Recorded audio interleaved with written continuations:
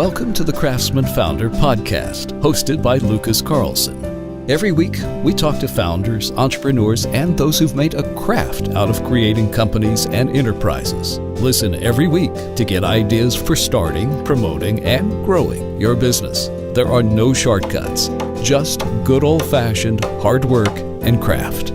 So sit back, relax, and enjoy this week's interview. This is not a full podcast episode, and there's no interview. I just wanted to have a little chat because I get obsessed with ideas, and I wanted to share something with you, Elliot, and with the audience that I just find so fascinating. And you know, one of my personal muses is Tim Ferriss and his podcast. I just, every time James Altucher or Tim Ferriss come out with a new podcast, it inspires me. It sends me down a rabbit hole and gets me thinking about new ideas, new concepts. And one of the recent ones was with a memory expert, and I've always been interested in memory. Memory has been fascinating to me,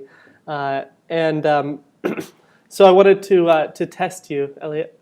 Okay, sounds good. Do you consider yourself somebody normal or great or good or bad at memory, like memorizing like a phone number? Memorizing a phone number, I'd say not very good. I've had if I feel like I have good memory for some things and not for others. Yeah. Like for example, I studied Mandarin for a long time, so I had to train myself to memorize thousands of characters. So that was just like nothing but blunt brute force. But I mean, my wife can tell you that I never know where anything is around the house. So. Well, that's pretty normal. It's with iPhones, you don't need to even try to memorize phone numbers. Mm-hmm. But I'm going to do an experiment with you. Okay. So just listen to this phone number and see if you can remember it later. I'm going to quiz you later. Just listen to it. Don't try too hard. And if you're listening to this podcast, you can do the same thing. Just play along. So 503 98. Okay, it's going fast. All right. 503 503 986 986 42 31. Okay, so now let's go off. So the whole idea of memory has fascinated me for so long because my memory is not that great either. But one of the things that really struck me was when I went to Hawaii, and I heard this story about how the Polynesians found Hawaii, because Hawaii was kind of an undiscovered land, and the Polynesians and Tahiti, kind of more towards China and Japan, they were kind of getting crowded out. And they had no idea if they'd find any more islands, but they decided to just go for it and explore. And they like a couple of them stumbled upon Hawaii, and they're like, "This is great. This is perfect. I want to move here. Let's move the family." And can you imagine like moving wholesale like hundreds, thousands of people across the Pacific Ocean? With no GPS and just like, and this always stuck with me when I learned that the way they did it was by telling stories. Mm-hmm. So they sung songs. So those traditional like luau songs that you hear that are so like pretty, they used to be used as songs that had stories that helped you navigate the Pacific Ocean to get to Hawaii. And that's how powerful stories are. And they've been used that way for centuries. The Iliad and the Odyssey from Homer weren't written down for hundreds of years. And they're very, very long poems. So they were just orally repeated. And just imagine trying to memorize the entire Iliad. It's like,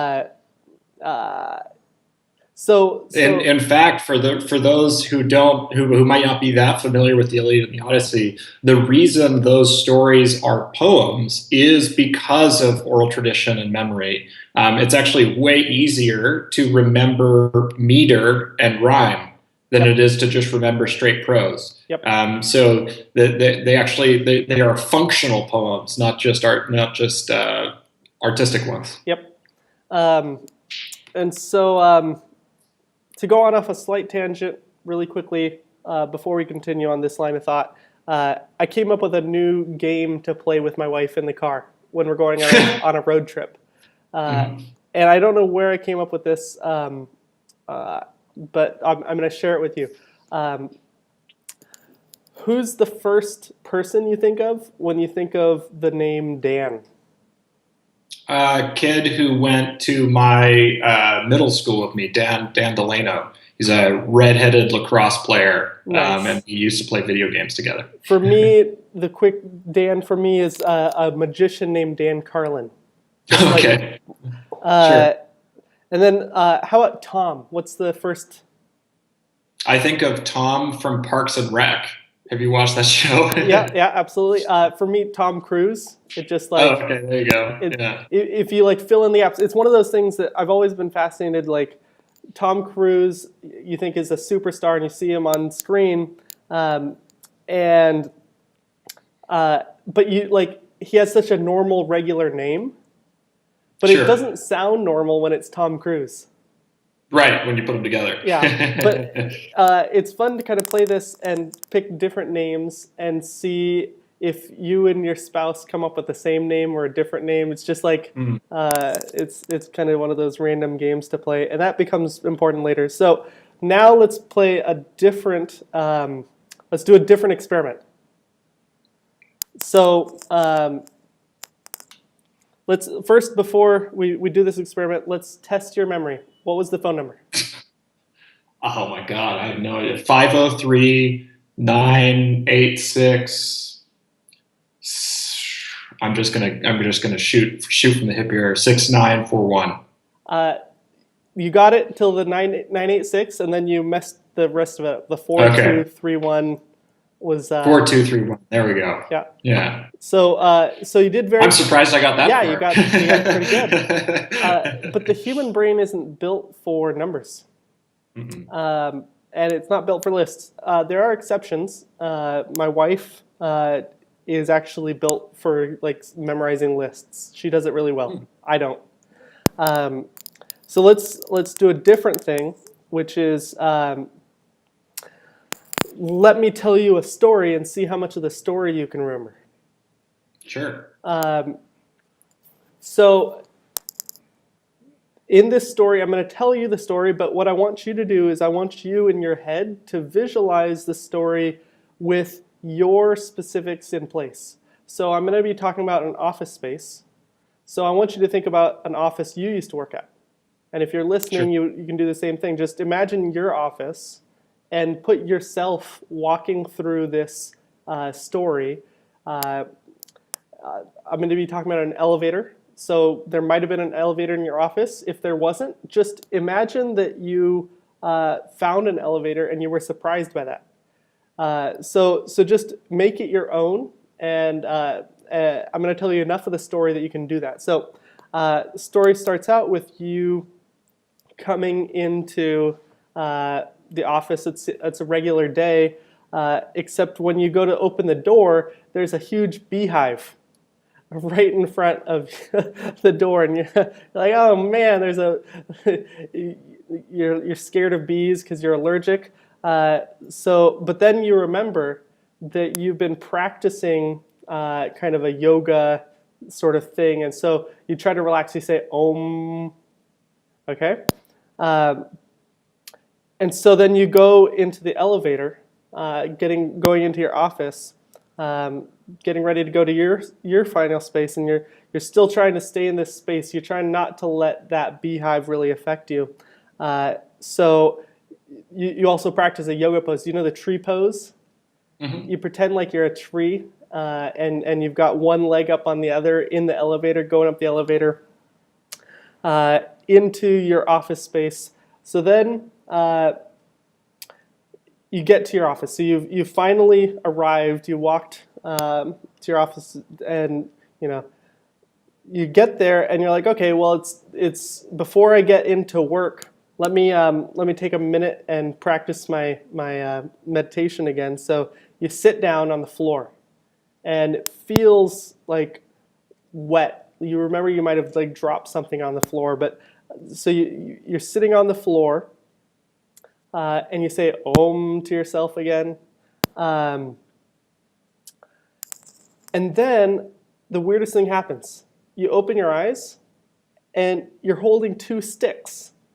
It's like the tree from the elevator. Like you're magically holding two sticks in your hands, and you're like, how did those get there? That's the weirdest thing in the world. And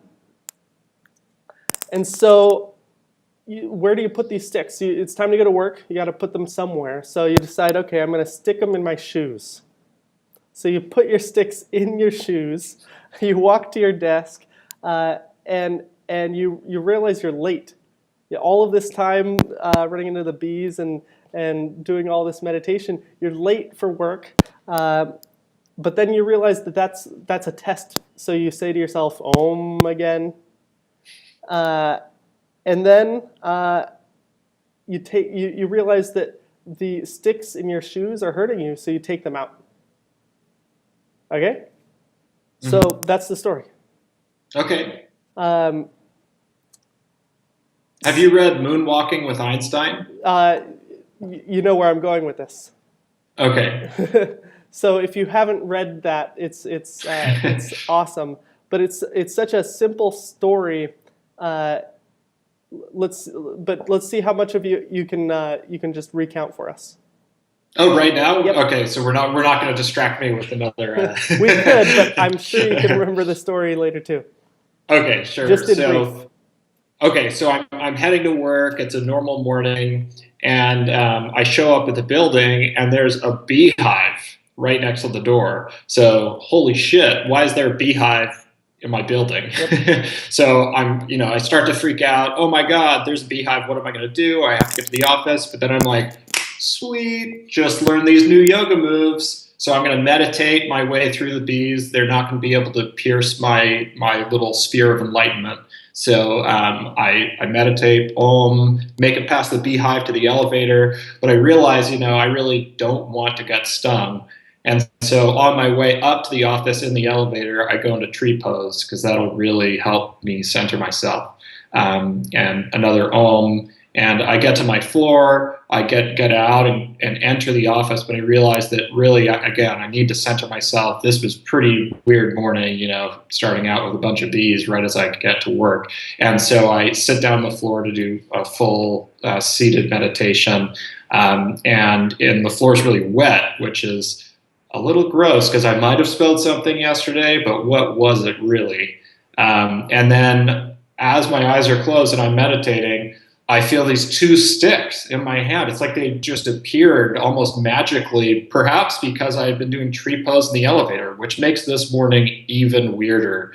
And so just to up the ante, I put them into my shoes before making my way to my desk. But now I've got these sticks, got some magic going on behind me. So I'm like, all right, I'm actually going to get to work. Get to my desk and I realize, shit, I'm late. All of these different things happened this morning. All that meditation put in there. I'm late to work. I'm late to the office. It's like one of those bad dreams. And then I'm like, wait a minute. This is just another test.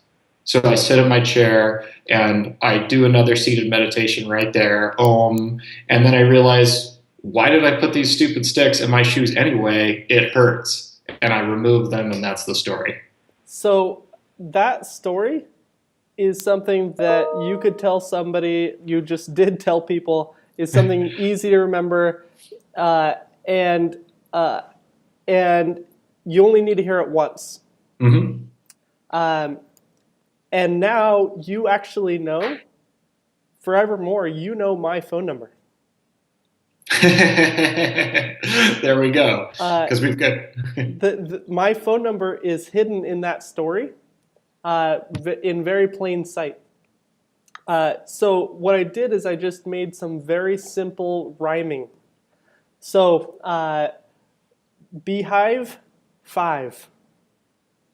Ohm, 0. Tree, 3. Floor, 4. Ohm, 0. Sticks, 6. Shoe, 2. 8, late. Ohm, 6 sticks. Now, obviously, so that's very, very simple rhyming pattern. So you just take words that sound like 1, 2, 3, 4, 5 and make a story out of them. And it takes a lot less time than you think it will because of the rhyming.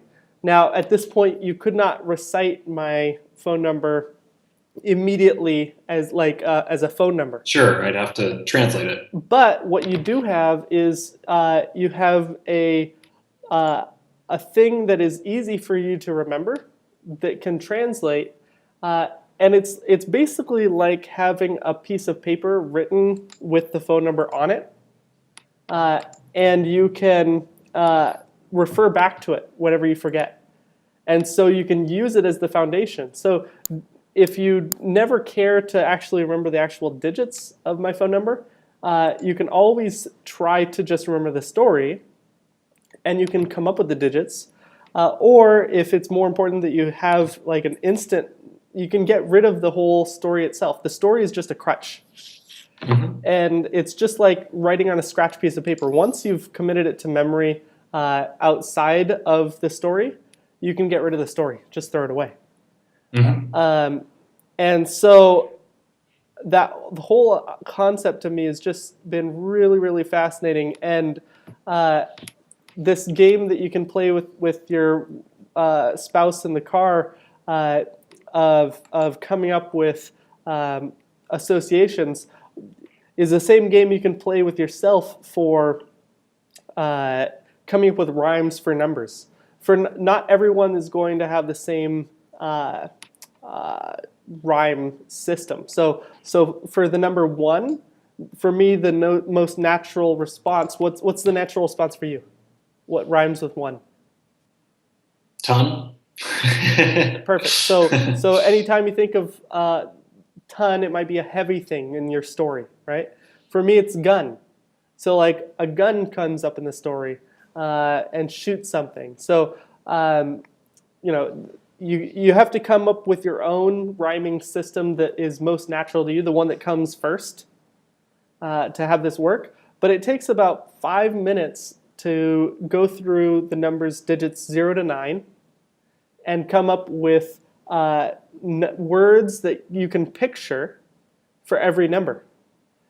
And once you have done that, you can actually run through, and instead of saying 0, 1, 2, 3, 4, 5, 6, 7, 8, 9, you can say the words that rhyme in and make it a more natural thing, so that when you hear somebody saying a phone number, you're actually listening for you see the pictures coming to you.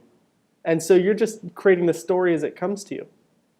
So, but you have to make it personal. You have to put it in kind of the words and the rhyming system that's based on you, and you have to put it in your physical space. This works better for me than it does my wife. I'm very good with directions. If I get in a place, if I walk somewhere, then I'll remember how to get back. It's just like never a problem. Spatial recognition, spatial memory is very, very strong for me, and so if you take some place that you know very well, like your office, you'll be able to remember a lot better than if I was talking to you about this convention center in Las Vegas that you've never seen.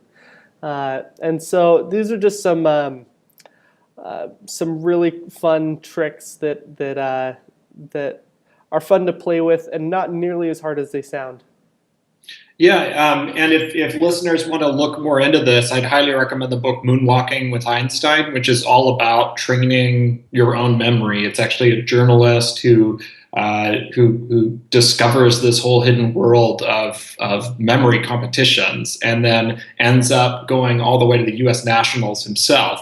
And there's a whole practice behind it. If you search on Google for memory palaces, you'll find a lot of data there that's sort of interesting. Before I read that book, or really looked into anything about memory at all, just to close the loop on the conversation, back when I was memorizing all those Chinese characters, what I ended up doing, and what ended up working well, although it was not because of any theoretical reason that I was trying to implement, was that when you would look at the characters, they have all these different strokes, they have all these different components that are part of the character, of the picture, right? And so if it was a character that had a specific meaning, I would always, as I would go through, try to come up with a story about the image itself. So, these two lines here look like two French fries lined up next to something, right? And you could always come up with some kind of narrative that tied the visual strokes that actually are the character itself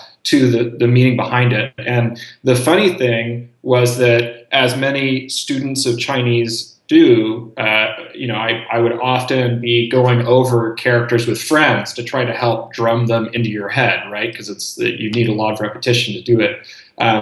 And almost universally, whenever we came up with little stories, the ones that were funny, sexual, or violent inevitably stuck in our heads better, which actually aligns very much with the theory that I learned about later. But basically, if you're able to associate, almost like a metaphor, if you're able to associate imagery, spatial stuff, like an imaginary place where you are, or anything like that, if you can bring in humor or sexuality or violence, the human mind remembers it much more clearly. It's really quite interesting, and it would always be funny because we'd be taking an exam where we're drawing out all of these characters, and you'd hear people giggle. Right, because you knew that they're working on the one that, I don't know, has something to do with an orgy, or who knows. Yep. Absolutely. Well, thanks for playing along, Elliot. Yeah. Thanks for running the experiment.